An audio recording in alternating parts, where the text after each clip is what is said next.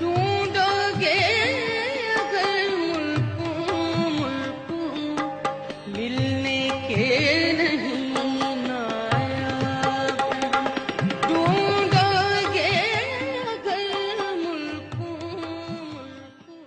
ہر قوم کی تاریخ میں تاج و تخت، حق و باطل اور ظالم و مظلوم کی کشمکش رہی ہے، مگر کبھی کبھی ایسا پچھتاوا جنم لیتا ہے جس کا سالوں دہائیوں تک مداوع نہیں ہو پاتا۔ سیاست میں خون کے دھبے شامل ہو جائیں تو وہ دھلتے نہیں، بلکہ بعض اوقات یہی خون آسیب بن کر قوموں سے انتقام لیتا ہے۔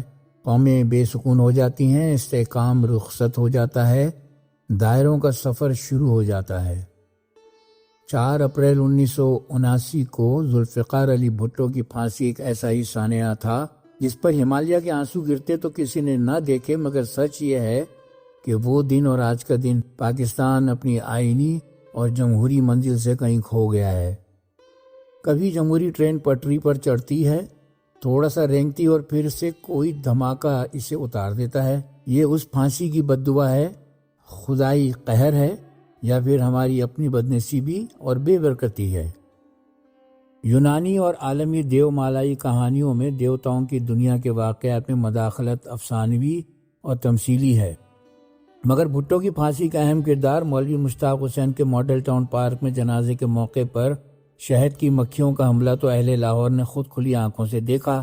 اخبارات میں تصاویر شائع ہوئیں، جنازے میں شریک 3 یا 4 افراد جاں بحق ہو گئے۔ مولوی مشتاق کی لاش کو بھی ان خونخوار مکھیوں نے نہ چھوڑا۔ مادہ پرستوں کے خیال میں یہ صرف اتفاقی واقعہ تھا۔ کہانیاں لکھنے والے اسے عبرت اور خدائی مداخلت قرار دیں یا پھر سرے سے اسے معمول قرار دے کر نظر انداز کر دیں۔ الہیات اور روحانیت کے ماہر اس کی جو بھی تشریح کریں، لیکن یہ ضرور ماننا پڑے گا کہ یہ محیر العقول واقعہ بھٹو کی پھانسی کے کرداروں کے انجام سے جڑا ہوا ہے، اور مستقبل کا مورخ اس حیران کن واقعے سے صرف نظر نہیں کر سکے گا۔ نہ ذوالفقار علی بھٹو فرشتہ تھے اور نہ ولی، مگر تاریخ نے انہیں درست اور ان کے مخالفین کو غلط ثابت کر دیا۔ محترمہ بے نظیر بھٹو سراپا جمہوریت، سراپا پاکستان اور سراپا پرامن جد و جہد تھیں۔ بھارتی نژاد امریکی مسلمان فرید زکریا نے ایک انٹرویو میں مجھے کہا تھا کہ وہ عالم اسلام کی سب سے بڑی اور پاپولر لیڈر ہیں۔ اس کی تشریح کرتے ہوئے انہوں نے کہا کہ مسلمان ملکوں میں صرف واحد پاکستان ہے جہاں الیکشن ہوئے اور اکثریت نے بے نظیر بھٹو کو پسند کیا، اس لیے وہی مسلم دنیا کی سب سے پاپولر لیڈر ہیں۔ بے نظیر بھٹو کی شہادت کا بوجھ قوم کے جمہوری مستقبل اور پرامن و پائیدار خوشحالی کے لیے ایک چیلنج ہے۔ بے نظیر بھٹو کا دن دہاڑے راولپنڈی کے لیاقت باغ میں سر عام قتل ریاست، سیاست اور جمہوریت کے لیے ایک نیا پچھتاوا ہے جس کا بھٹو کی طرح مداوع کئی دہائیوں تک ممکن نہ ہو سکے گا۔ بھٹو کی پھانسی کے کرداروں کے انجام میں فضائی اور خدائی مداخلت دیکھی اور محسوس کی گئی۔ بے نظیر بھٹو کے قاتل بھی چن چن کر مارے گئے، کوئی ڈرون میں اڑا اور کوئی کسی دھماکے میں۔ عدالتیں سزا نہ سنا سکیں تو کیا، خدائی عدالت نے ان کا حساب چکتا کر دیا۔ اسامہ بن لادن، ایمن الظواہری اور بیت اللہ محسود کو ان کے گھروں میں گھس کر امریکیوں کے ذریعے انجام تک پہنچایا۔ کچھ طاقتور، کچھ خفیہ بھی باقی ہیں، ان پر انگلی اٹھانا، مقدمہ چلانا یا سزا دینا ممکن نہیں، مگر خون ناحق کا بدلہ لینے کا کائنات خود انتظام کرتی ہے۔ 27 دسمبر کو محترمہ بے نظیر بھٹو کی 18ویں برسی کے موقع پر گڑھی خدا بخش دعا میں شریک ہونے کا موقع ملا۔ پہلے بھی کئی بار یہاں آتا رہا ہوں، لیکن اس بار کافی وقفے کے بعد آنا ہوا تو کئی تبدیلیاں دیکھنے کو ملیں۔ سکھر سے گڑھی خدا بخش جاتے ہوئے جگہ جگہ بھری ہوئی بسوں، ویگنوں میں لوگوں کا جوش و خروش دیکھا۔ سب سے حیران کن اور دلچسپ بات یہ تھی کہ برسی میں جانے والے 90% وہ نوجوان تھے جنہوں نے نہ بے نظیر بھٹو کو دیکھا تھا اور نہ ان کے ساتھ سیاست کی تھی۔ 8 سے 10% وہ سینئر تھے جو بے نظیر بھٹو کے کارکن اور ساتھی رہے ہوں گے، اور اب شاید قائم علی شاہ جیسے صرف 2% ایسے ہوں گے جنہوں نے ذوالفقار علی بھٹو کے ساتھ سیاست کی۔ نئے پپلیے جھیالے وہ ٹوٹی جوتیوں والے اور پھٹے کپڑوں والے روایتی لوگ نہیں تھے۔ ان کی اکثریت بہترین لباس اور جدید فیشن کے جوتے پہنے ہوئے تھی۔ اندازہ ہے کہ یہ وہ سندھ کی نئی مڈل کلاس ہے جو گزشتہ 15-20 سال کی خوشحالی سے وجود میں آئی ہے۔ پہلے سندھ میں جاگیردار تھے یا ہاری، مگر اب صرف سکھر میں ہی 8 یونیورسٹیاں ہیں۔ سڑکوں کی تعمیر، صحت اور تعلیم میں بہتری سے ایک مڈل کلاس قائم ہوئی ہے۔ گڑھی خدا بخش کے چاروں طرف کاریں ہی کاریں تھیں، پیدل آنے والوں کی تعداد نہ ہونے کے برابر تھی۔ اسٹیج پیپلز پارٹی کی جیالہ روایت کا مظہر تھا، کسی کے لیے کوئی کرسی نہ تھی۔ آزاد کشمیر کا وزیر اعظم، پنجاب، گلگت اور پختونخوا کے گورنر، سندھ کا وزیر اعلیٰ اور اس کی ساری کابینہ فرش پر بیٹھی تھی۔ بڑے بوڑھے دیوار کا سہارا لے کر بیٹھنے پر مجبور تھے، یعنی ورکر، وزیر اور بڑے یا چھوٹے سب برابر نظر آئے۔ صدر زرداری کو اب پارٹی ایک سرپرست اور بڑے کے طور پر لیتی ہے۔ ان کی تقریر بھی بڑوں والی تھی، مکمل غیر متنازع اور بڑوں کی طرح کی واعظ و نصیحت۔ پارٹی چیئرمین بلاول بھٹو کی تقریر بھی مصالحانہ تھی۔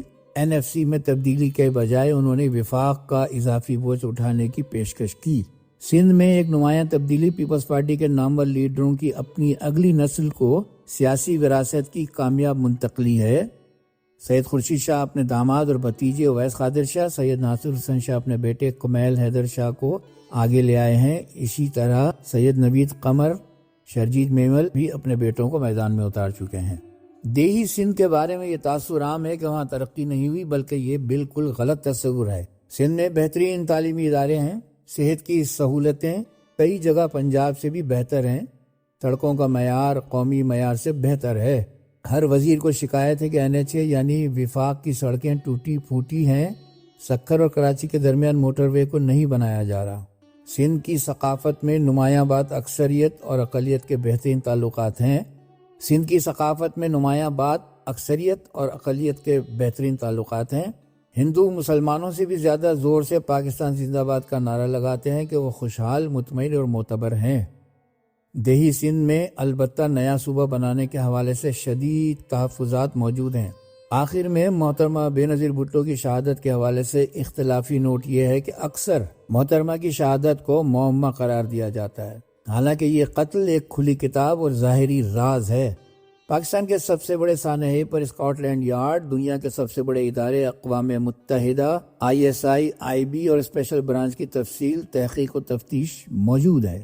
میری تحقیقی کتاب قاتل کون میں ہر قاتل کا نام، حلیہ، تصویر اور اس کا قتل میں کردار سب کی تحقیق اور نشاندہی شامل ہے۔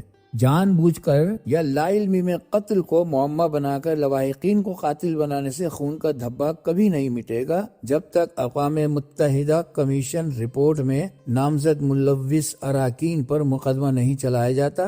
اس وقت تک ہم پچھتاوے سے مداوے کا سفر شروع نہیں کر سکیں گے۔ بے نظیر کی 18ویں برسی پر جاتے ہوئے اس شعر نے ان کی یاد کو اس طرح سے تازہ کیا: ڈھونڈو گے اگر ملکوں ملکوں، ملنے کے نہیں نایاب ہیں ہم۔ ڈھونڈو گے اگر ملکوں ملکوں، ملنے کے نہیں نایاب ہیں ہم۔ ڈھونڈو گے اگر ملکوں ملکوں، ملنے کے